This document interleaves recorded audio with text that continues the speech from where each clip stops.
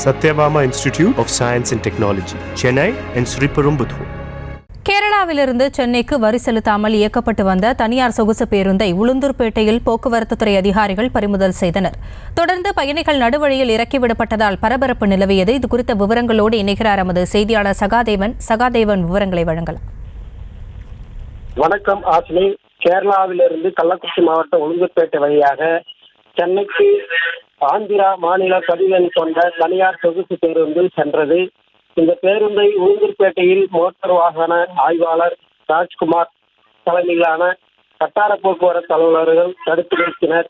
பின்னர் ஆவணங்களை வாங்கி சரிபார்த்த போது போக்குவரத்து துறை செலுத்த வேண்டிய சாலை வரி, வரிமீட்டல் உள்ளிட்ட எந்தவித தொகையில் கட்டாமல் வரி வைப்பு செய்து பேருந்து இயக்கி தெரிய வந்தது.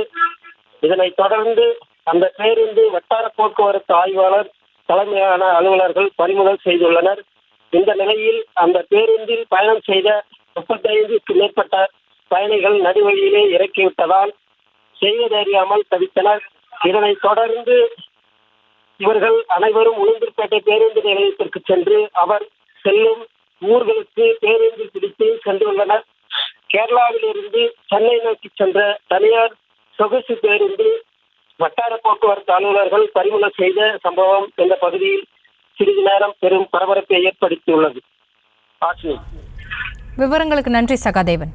Satyabama Institute of Science and Technology, Chennai and Sriperumbudur.